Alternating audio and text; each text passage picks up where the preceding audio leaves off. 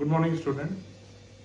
Class 11th में C3 और C4 cycle हमने डिस्कस किया था। उसके बाद what are the major differences between C3 and C4 cycle, उनके करेक्टर्स में क्या क्या डिफरेंस हैं। तो करेक्टर्स देखते हैं। पहला करेक्टर्स है CO2 एक्सेप्टर। C3 साइकिल में CO2 एक्सेप्टर क्या था? RUBP था। क्या था? Ribulose 1,5 bis phosphate. This is 5 carbon compound in the C3 cycle में CO2 acceptor is a 5 carbon compound RUBP। C4 में दो सेल्स थी, मीजोफिल सेल्स, बंडल सेल्स। तो मीजोफिल सेल्स में क्या था? CO2 एक्सेप्टर पेप था। बंडल सेल्स में क्या था? RUBP था। उसके बाद जो है फर्स्ट स्टेबल प्रोडक्ट इसमें क्या था?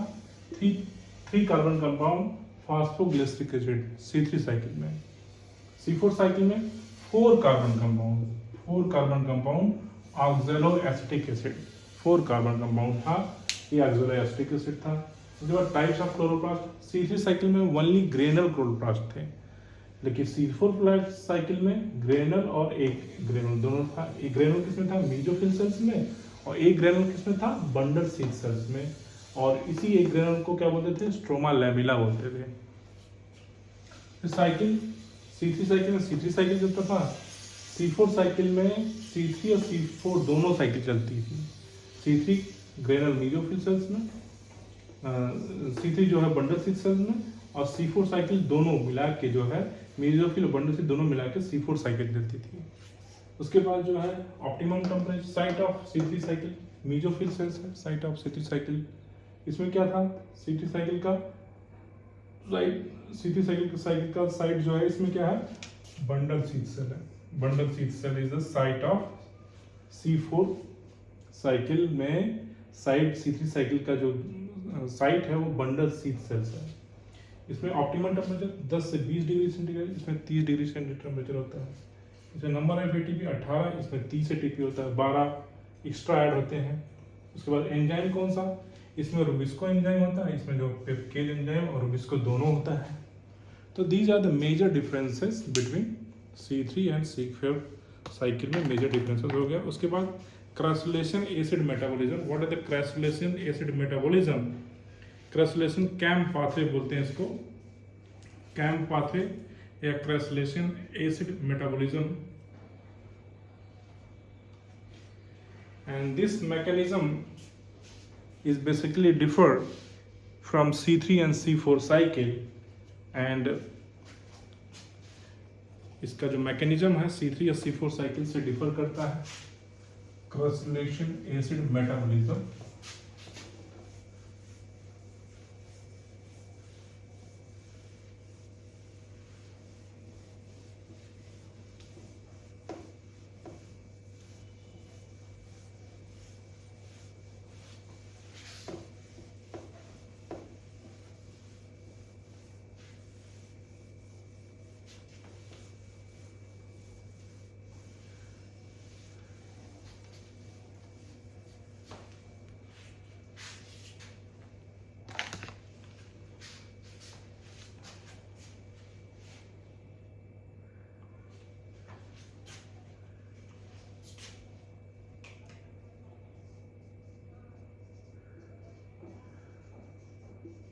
प्लांट्स इसे बोलते हैं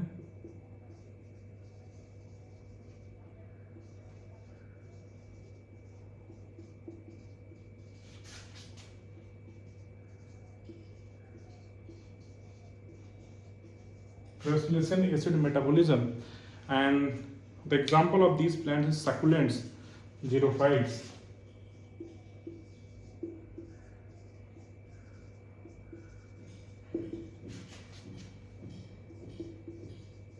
Xerophytes. These are the xerophytes. Succulents are the xerophytes. Example इसका क्या है? Cactus.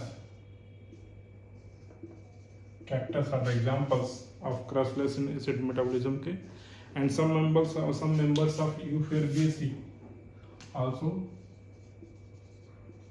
Some members of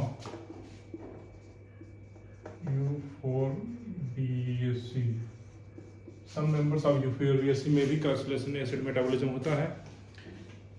and इसमें क्या होता है, इसमें basically change the time of opening of stomata and closing, change the timing of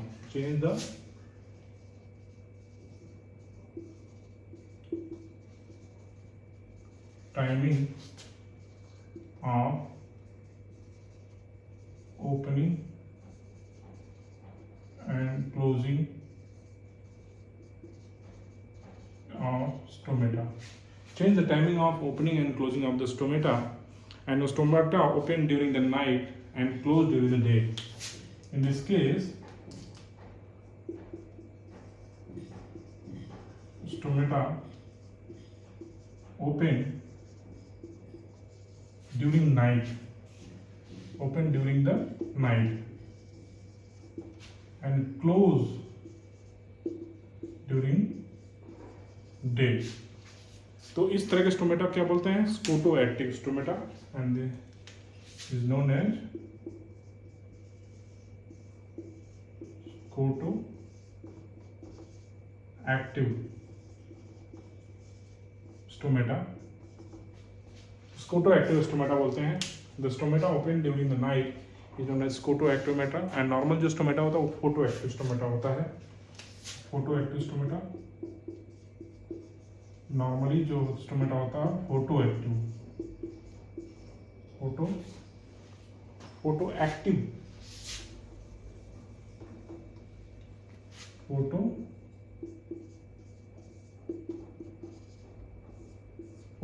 stomata,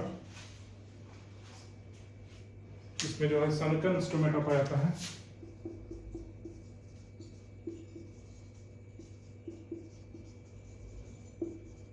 सनकन stomata क्या होता है, सनकन stomata basically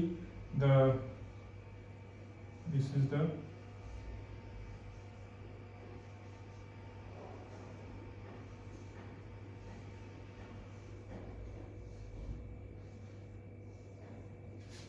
these are the sunken stomata.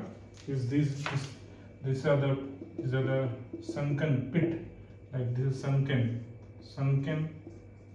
sunken area, and this is a stomata, sunken area, and this is a stomata. This is known as sunken stomata, which is present in the xerophytes plants. Sunken stomata.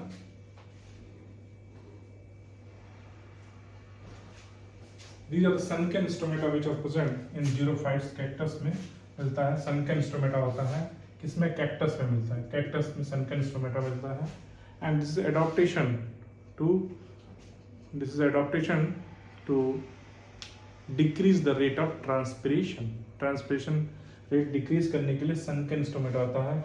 यहाँ पर water vapours present रहती है, जिससे evaporation बहुत आसानी से नहीं होता, वाटर वेपर का इवेपोरेशन आसानी से नहीं होता, तो ये एक तरह का एडॉप्टेशन है सनकन स्टोमेटा का।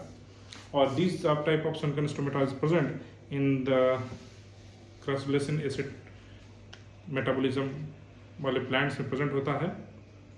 और इसमें जो है होता क्या है actually, what are the different chemical reactions takes place in this crassulacean acid metabolism, देख लेते हैं इसको।